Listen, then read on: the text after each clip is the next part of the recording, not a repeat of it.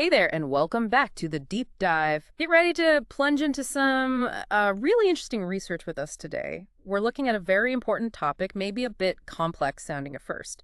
Strengthening the global water supply through a decarbonized global desalination sector and improved irrigation systems. Basically, think of it like this. The world needs more fresh water, right? And we're also facing this huge climate crisis. So this study asks, can we tackle both?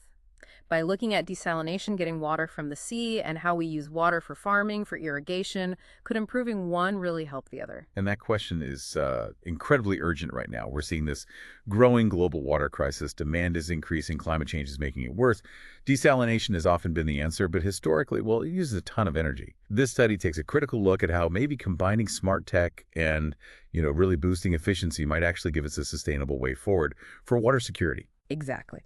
So our mission here is to unpack the main findings and maybe some surprising bits from this particular study.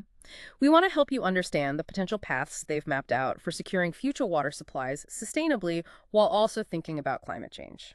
Let's get into it. Okay, let's start with the big picture. Water scarcity, it's a huge global issue, no doubt about it. Absolutely. And as fresh water gets harder to come by, desalination, getting water from the ocean, it's becoming more and more vital. We've seen really rapid growth already. Between 2010 and 2016, capacity grew, 9% annually? And projections are still around 7% per year up to 2025. It's significant. And most of that growth is using a specific technology, seawater reverse osmosis, or SWRO. Back in 2015, that was like 77% of new projects. And it's likely to stay dominant because, well, the tech's improving, costs are coming down. Right. But figuring out how much more desalination we'll actually need down the road, that seems tricky. This study highlights that uncertainty, doesn't it? Some models say maybe just double the current capacity by 2050, based on trends. But then others, and this is where it gets potentially massive, others cited in the studies suggest what, a tenfold increase by 2030 if you start factoring in desalination for irrigation? Exactly, a tenfold increase. That really shows the potential scale we might be looking at. Huge difference. Which leads us right into that other key piece, irrigation. This study puts a big spotlight there. And here's a number from the research that really jumps out. Irrigation uses a massive 70% of all the water humans withdraw globally. 70%. It's a huge number. And a core problem the study points to is just how inefficient that water use often is. They cite research estimated the global average beneficial efficiency that's the water plants actually use versus what's taken out is only around 33%. Wow. Only a third. Yeah. Think about that. For every 3 buckets withdrawn, only 1 actually helps grow crops. The other 2 are lost somewhere. What? Well, largely because most farms still use older surface irrigation methods like flooding fields. These are only maybe 30 to 60% efficient. A lot just evaporates or runs off. Okay, compared to what? What are the better ways? Well, you've got sprinkler systems, they're better, maybe 50 to 70% efficient. And then there's drip irrigation, which is much more targeted right to the plant roots. That can be 70 to 90% efficient.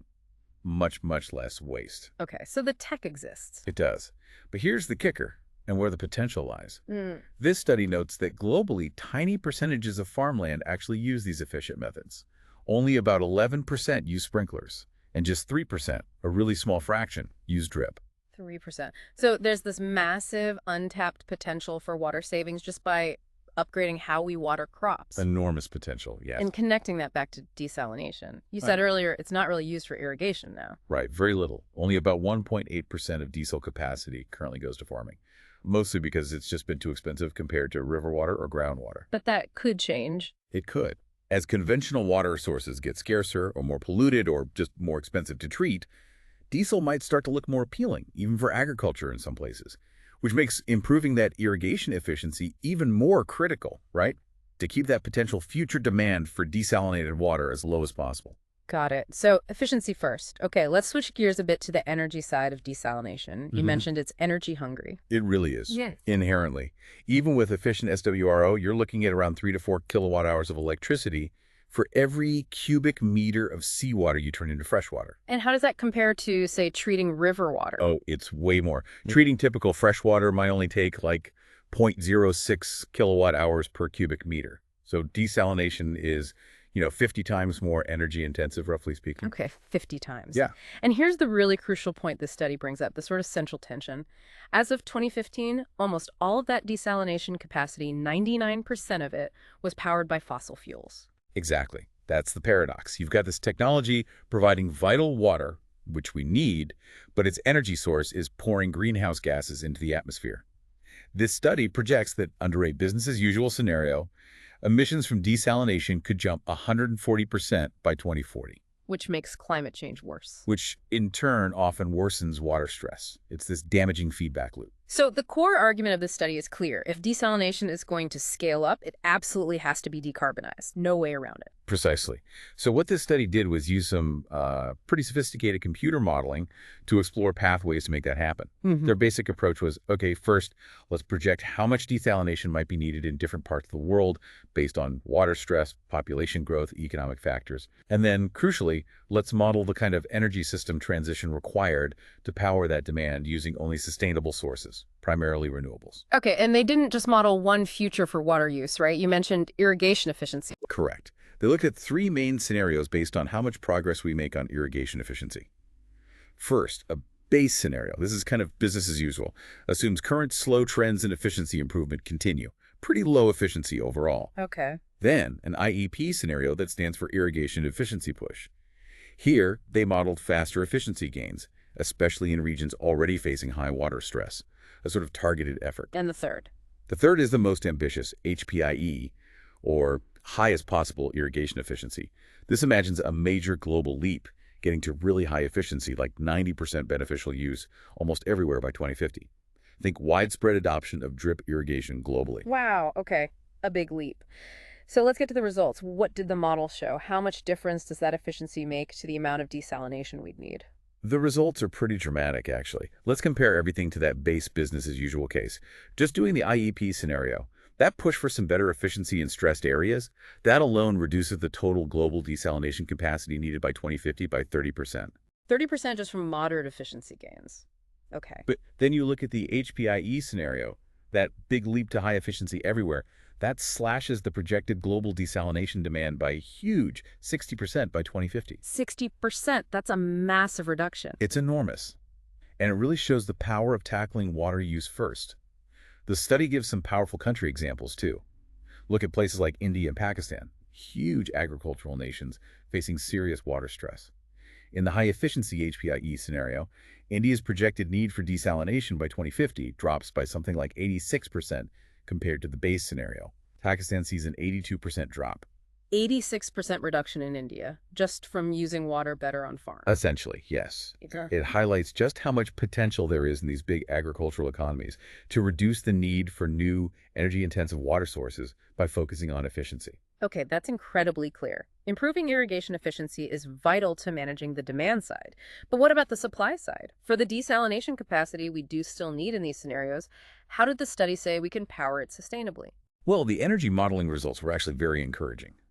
Their models showed that achieving a 100% renewable energy supply for the entire global desalination sector by 2050 is feasible, technically and economically feasible, across all scenarios. 100% renewable. How? The dominant player by far is solar PV, photovoltaics.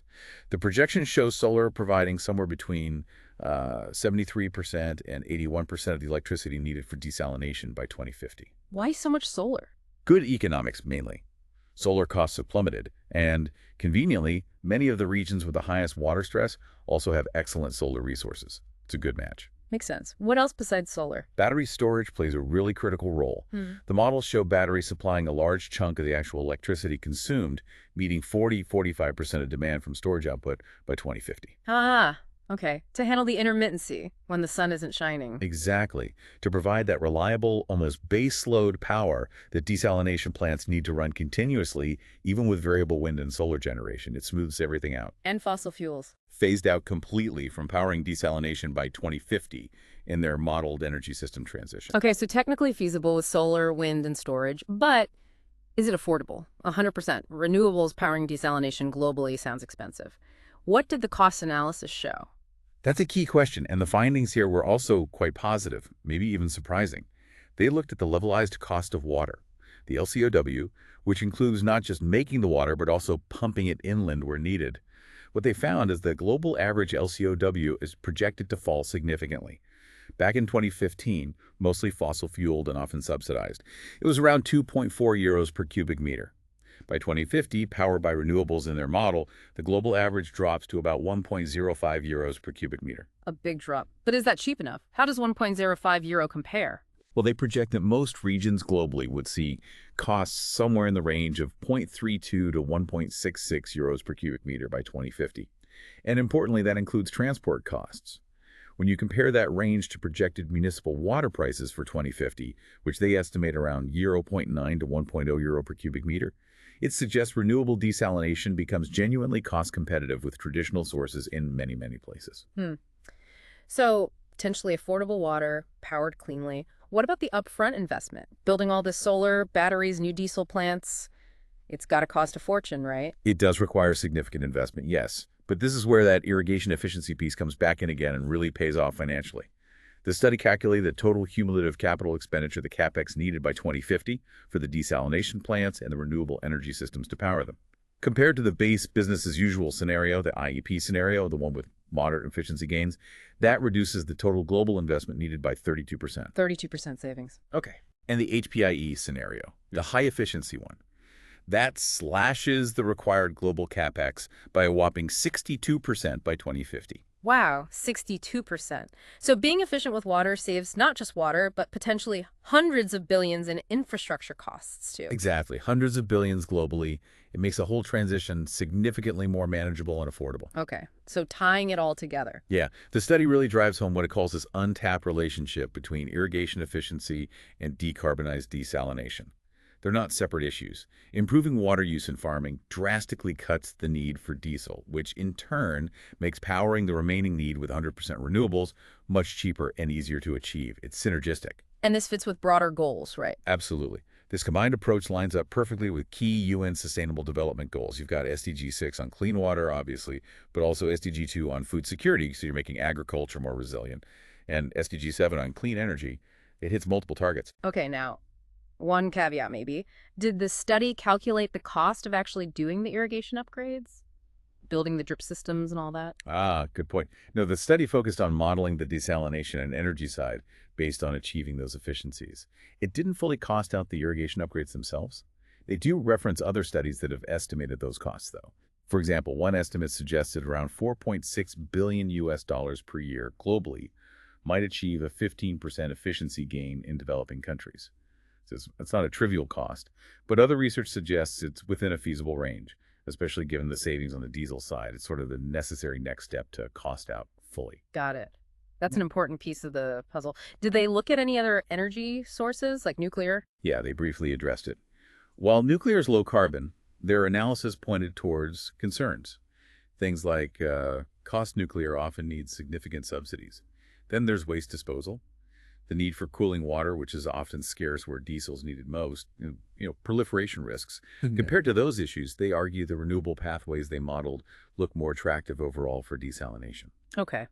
So let's try and summarize the core message from this research then. It seems they've shown pretty clearly that saving water through better irrigation efficiency, especially in farming, is absolutely possible and has huge benefits. And if you combine that reduced demand with building out desalination that's powered entirely by renewables, which they show is becoming cost competitive, then you've got a really viable path to securing water for the future. That's it precisely. The central finding is that this combination, using water smarter in agriculture to lower demand and meeting the rest of the need with clean, sustainable desalination, offers a powerful, integrated solution. It tackles water scarcity and climate change together. A really fascinating look at connecting these two critical issues. That was a deep dive into the study, strengthening the global water supply through a decarbonized global desalination sector and improved irrigation systems. Thanks for unpacking that with us. And it definitely leaves us with something to think about, doesn't it? Given how clear the benefits seem, saving water, saving money, cutting emissions, what do you think are the biggest hurdles to actually making this happen, to rolling out high-efficiency irrigation and renewable-powered desal globally, especially in those really water-stressed places? Is it technology? Is it policy? Money, awareness. What needs to happen to unlock this potential? Something to mull over.